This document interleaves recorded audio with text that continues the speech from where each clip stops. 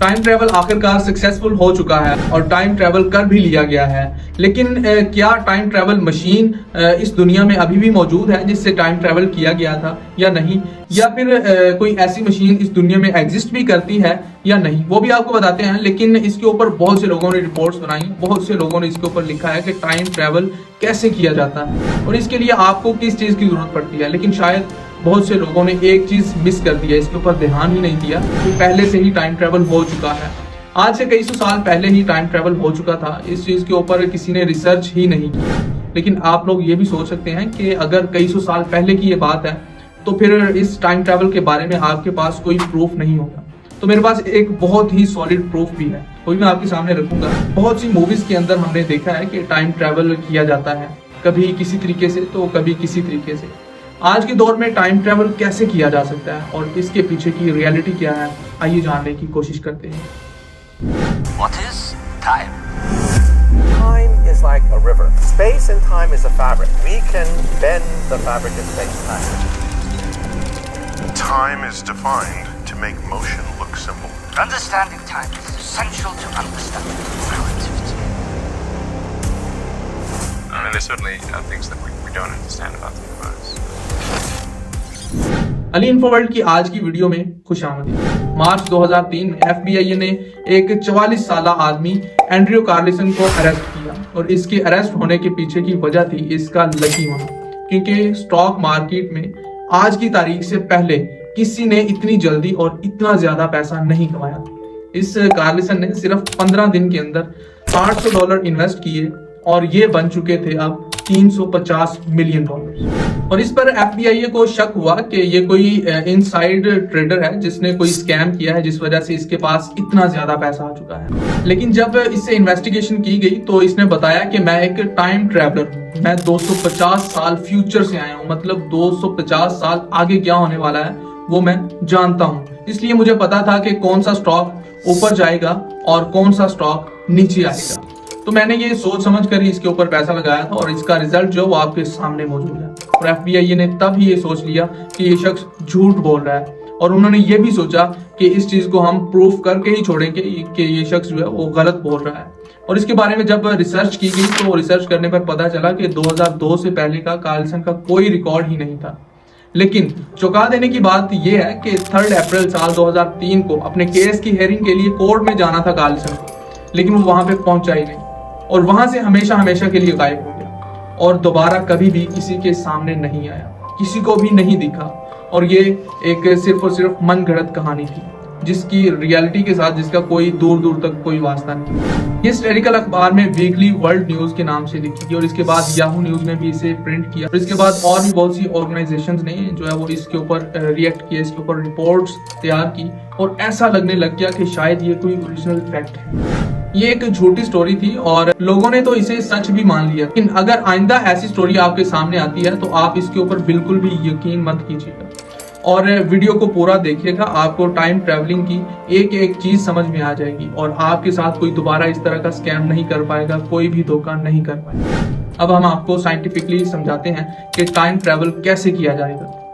लेकिन एक और बड़ा सवाल ये भी है कि टाइम ट्रैवलिंग लोगों के जहन में आया कैसे, कि फ्यूचर में जाया जाए या फिर पास्ट में जाया जाए। साल 1895 में राइटर H.G. वेल्स ने अपनी ग्राउंड ब्रेकिंग नावल लिखी द टाइम मशीन और इससे ही टाइम मशीन नामी ये जो वर्ड है, ये जो शब्द है, ये पॉपुलर हुआ और इसके ऊपर बहुत सी चर्चाएं होने लगी। मतलब कि एक ऐसी मशीन जो आपको समय में, टाइम में आगे भी लेके जा सकती है और पीछे भी लेके आ सकती है, जिससे आप टाइम ट्रेवल कर सकते हैं। हालांकि ये नावल जो है वो एक साइंस फिक्शन थी कंप्लीटली, लेकिन फिर भी इसे इंस्पायर होकर बहुत से लोगों ने इसके ऊपर रिसर्च की और इसके ऊपर बहुत से नावल लिखे गए। इसके ऊपर यही नहीं बल्कि बहुत सी मूवीज भी बनाई गई।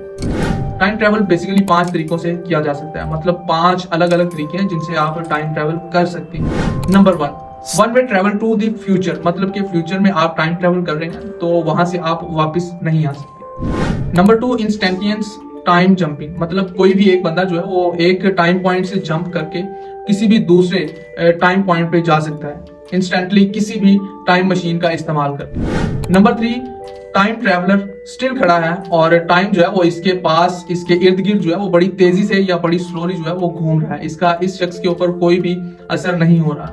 आपकी ना ही तो एज बढ़ रही है और ना ही आपकी कोई एक्टिविटी हो रही है, आप स्टिल खड़े हैं और बाकी सब चीजें जो है वो अपनी रूटीन के मुताबिक गर्दिश कर रही हैं, रोटेट कर रही हैं, अपनी जिंदगी के तमाम काम कर रही हैं। नंबर 4, स्लो टाइम ट्रेवल, जिसमें टाइम ट्रेवल को, जो शख्स टाइम ट्रेवल करना चाहता है, इसे एक बॉक्स में जाना पड़ता है और जितना वो टाइम पीछे जाना चाहता है, वो पास में जाना चाहता है, उतना टाइम उसे इस बॉक्स के अंदर बिताना होगा। मतलब अगर किसी को 24 घंटे पीछे जाना है तो वो अपने आने वाले 24 घंटों को इसके अंदर बिताना होगा।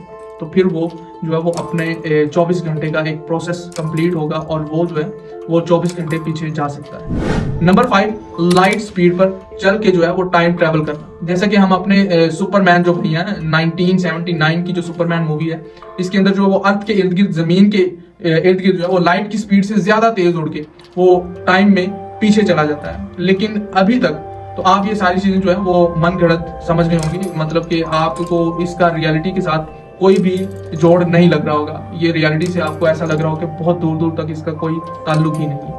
तो एक ऐसा तरीका भी है जिससे यूज करके आप टाइम ट्रेवल वाकई में कर सकते हैं, और वो तरीका कौन सा है वो भी आपको बताते हैं। अब 2 तरह के टाइम ट्रेवल्स होते हैं, जैसा कि फ्यूचर में टाइम ट्रेवल करना और पास्ट में टाइम ट्रेवल करना। तो पहले आपको फ्यूचर में लिए चलते हैं कि फ्यूचर में जो है वो कैसे टाइम ट्रेवल किया जा सकता है।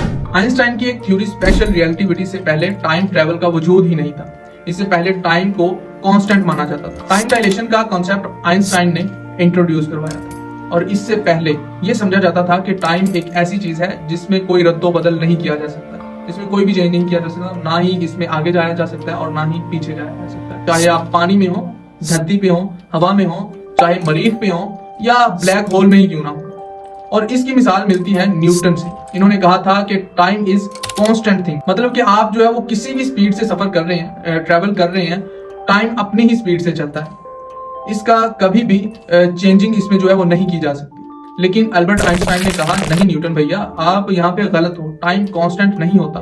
टाइम एक नदी की तरह होता है। जैसे कि एक नदी में पानी बहता है और वो एक ही सिमत में जो है वो बह रहा होता है, एक ही साइड पे जा रहा होता है, लेकिन इसकी स्पीड कभी तेज हो जाती है और कभी स्लो हो जाती है। मतलब कि अगर दरमियान में कोई पत्थर आता है तो इसकी स्पीड को स्लो कर देता है। मतलब कि 2 चीजें इसमें मैटर करती हैं, एक चीज करती है स्पीड और दूसरा करती है ग्रेविटी। मतलब कि अगर किसी चीज की स्पीड और इसकी ग्रेविटेशनल फोर्स को चेंज कर दिया जाए तो टाइम को स्पीड अप भी किया जा सकता है और टाइम को स्लो भी किया जा सकता है, और इसी चीज को कहते हैं टाइम डायलेशन।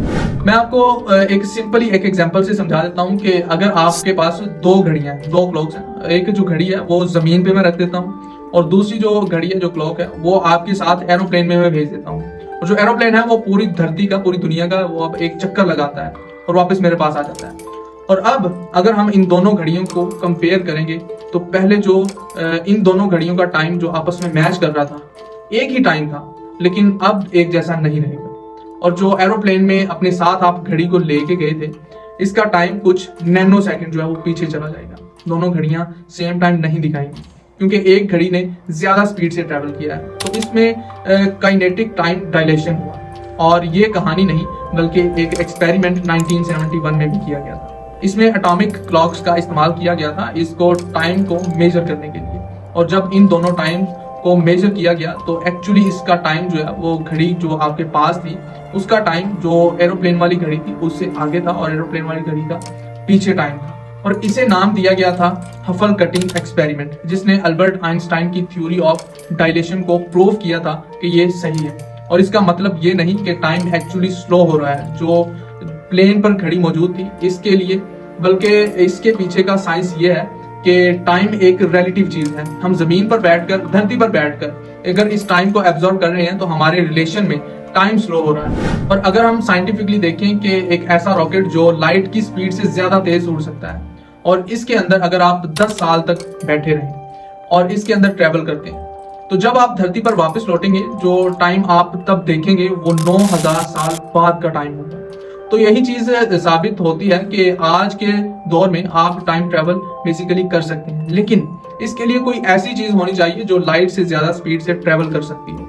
और ऐसी चीज अभी तक इस धरती पर एग्जिस्ट ही नहीं करती। तो ये तो तरीका time travel into the future है, मतलब कि फ्यूचर में टाइम ट्रेवल करने का था, लेकिन पास्ट में टाइम ट्रेवल किया जा सकता है या नहीं, ये अभी तक रहस्य है। तो इसकी मैं आपको थ्योरी समझा देता हूँ कि टाइम ट्रेवल तो नहीं किया जा सकता पास्ट में, लेकिन एक झलक देखी जा सकती है पास्ट में। और इसका तरीका यह है कि अगर आप लाइट की स्पीड से ज्यादा स्पीड में जो है वो ट्रेवल करें तो आप पास्ट की एक झलक देख सकते हैं। मतलब अगर हम लाइट से पहले कहीं और पहुंच सकते हैं और पीछे देखें, जो लाइट हमें दिखेगी वो पास्ट की लाइट होगी, मतलब हमसे पीछे आने वाली लाइट। और ऐसा पॉसिबल ही नहीं है कि लाइट की स्पीड से ज्यादा स्पीड में ट्रेवल किया जा सके। तो सिंपली बस यही है कि आप पास्ट में टाइम ट्रेवल नहीं कर सकते, बल्कि सिर्फ एक पास्ट की झलक देख सकते हैं, और वो भी वैसे जैसे मैंने आपको ये तरीक़ाकार बताया। और इससे पहले बहुत से साइंटिस्ट ने इसके ऊपर जो है वो एक रिसर्च भी की है। जैसे स्टीवन हॉकिंग ने जो है वो एक पार्टी रखी थी, जो उन्होंने कहा था कि जो टाइम ट्रेवल करके आए हुए लोग होंगे पास्ट से, वो वाली इस पार्टी में शामिल होंगे और इसमें कोई शामिल नहीं होगा। इस तरह के और भी बहुत से वाक़ये और भी बहुत सी मिसालें आपको मिल सकती हैं, लेकिन इनसे ये चीज़ साबित नहीं हुई अभी तक कि आप पास्ट में टाइम ट्रेवल कर सकते हैं। तो इसके ऊपर तो बहस बिल्कुल ही फजूल है, इस वजह से इसको छोड़ते हैं। और अब आपको हम बताते हैं कि शुरू में जैसे मैंने कहा था कि टाइम ट्रेवल कई सौ साल पहले हो चुका है और वो ओरिजिनली हो भी चुका है। और वो कैसे हुआ है वो मैं आपको बता देता हूँ। अगर आप मुस्लिम धर्म से हैं तो आप इस चीज़ को बखूबी समझते होंगे, इस चीज़ से बिल्कुल वाकिफ होंगे। मेराज की रात का जो किस्सा है वो कुरान मजीद की सूरत अल अनकबूत में आयत नंबर 51 में जो है वो लिखा गया है, और आप वो जाके पढ़ भी सकते हैं। तो वो जो मेराज का वाक़या था, मतलब जो हज़रत मोहम्मद सल्लल्लाहु अलैहि वसल्लम मेराज की रात जो है वो गए थे आसमानों की सैर के लिए। अल्लाह पाक ने उन्हें अपने पास बुलाया था। तब सारी चीज़ें, मतलब पूरी कायनात, पूरी दुनिया, इंसान और जानवर, हर चीज़ जो है वो साकिन हो गई थी, बिल्कुल स्टिल खड़ी हुई थी अपनी जगह पर। और वो हुआ सिर्फ अल्लाह के हुक्म से। और वो उन्होंने किया कि हुजूर सल्लल्लाहु अलैहि वसल्लम अल्लाह के जो महबूब हैं उनकी मुलाकात की वजह से। मैंने बताया था कि ये इमेजिनरी तौर पर नहीं है, बल्कि अल्लाह ताला ने नबी सल्लल्लाहु अलैहि वसल्लम को टाइम में ट्रैवल करवा के मुस्तकबिल पहले ही दिखा दिया। ये हुआ था। जिस तरह के बुखारी मुस्लिम में आया नबी इस्लाम ने दज्जाल को भी देखा है। बुखारी मुस्लिम में आया कि नबी इस्लाम ने ईसा इब्ने मरियम को तवाफ़े काबा करते हुए देखा है। जब वो उतरेंगे और उस वक्त तवाफ करेंगे, वो वक्त अल्लाह ने पहले ही टाइम में ट्रैवल करवा के नबी इस्लाम को दिखा दिया। अल्लाह के लिए तो कोई मुश्किल नहीं। अल्लाह ताला जब चाहे, जिसके लिए चाहे, जो चाहे वो कर सकता है। तो ये इमेजिनरी नहीं था। और ये वाकया जो है ये मुकम्मल अगर आप जानना चाहते हैं इस वाकये के बारे में, तो ये इंजीनियर मोहम्मद अली मिर्जा, ये जो इनके चैनल के ऊपर एक वीडियो पड़ी हुई है, इसका जो लिंक है वो भी डिस्क्रिप्शन में मौजूद है। आप वहां से भी जाके देख सकते हैं कि मेराज की रात असल हुआ क्या था और इनकी रियल जो है वो स्टोरी वो क्या है, ये असल में ये क्या जो किस्सा था। तो इसीलिए मैंने इस चीज़ का जो है वो प्रूफ के साथ जिक्र किया, क्योंकि कुरान मजीद में जो चीज़ लिखी जा चुकी है उससे आगे कुछ नहीं, वो हरफ आखिर है। इससे जो है ना कोई चीज़ आगे जा सकती है और ना ही उससे पीछे जा सकती है, क्योंकि कुरान मजीद एक ऐसी किताब है जिसमें जो चीज़ लिखी जा चुकी है उसे बदला नहीं जा सकता। तो कायनात के जो कादिर हैं, जो मालिक हैं दोनों जहान के, अल्लाह ताला, उनके हुक्म से ही ये चीज़ पॉसिबल हुई थी। उसके बाद आज तक टाइम ट्रैवल नहीं हो पाया इस पूरी कायनात में। आज तक उसके बाद इस तरह का कोई रद्दोबदल देखने को नहीं मिला, ना ही एक सेकंड के लिए भी कोई भी इस दुनिया के निज़ाम को नहीं रोक सकता। किसी एक शख्स के भी जो है वो सांस को नहीं रोक सकता। तो ये चीज़ इसीलिए मैंने आपके सामने रखी है, क्योंकि ये एक ऐसा प्रूफ है जिसे कोई भी गलत साबित नहीं कर सकता। और आप अगर इसमें, चाहे आप मुस्लिम धर्म से हो, चाहे आप हिंदू धर्म से हो, ईसाई हो, आप चाहे जो है वो सिख हो, किसी भी धर्म से आपका ताल्लुक है, आप इस वीडियो को इंफॉर्मेशन के लिए, अपने नॉलेज के लिए जो है वो देख सकते हैं। और इसके अलावा कोई भी फ्यूचर में जाने का तरीका नहीं है और ना ही पास्ट में जाने का तरीका है। और इस दुनिया में कोई भी ऐसी मशीन भी एग्जिस्ट नहीं करती जो कि आपको टाइम ट्रैवल करवा सकती, जो आपको पास्ट में ले जाए या फ्यूचर में ले जाए। लेकिन एक ही ज़ात है जो जिसके हाथ में ये सब चीज़ें हैं और वो कर सकती है, और वो है अल्लाह ताला की ज़ात, जो उन्होंने मेराज की रात कायनात को करके दिखाया। इसके अलावा ना ही तो दोबारा हो सकता है और ना ही हुआ है उसके बाद। लेकिन ये तो थी जो रियलिटी बेस्ड चीज़ें थी, जो मेरे जहन के मुताबिक, बल्कि जो है वो फैक्ट्स थे, वो मैंने आपके सामने रख दिए हैं। लेकिन अब जो है वो बारी आती है एक्सपर्ट ओपिनियन, मतलब जो है पब्लिक की। पब्लिक इस बारे में क्या राय रखती है कि क्या फ्यूचर या पास्ट में ट्रैवल किया जा सकता है? क्या टाइम मशीन इस दुनिया में एग्जिस्ट करती है या नहीं? कमेंट सेक्शन में जरूर बताइएगा। इसी के साथ मुझे दें इजाजत। Ali Murtaza signing off.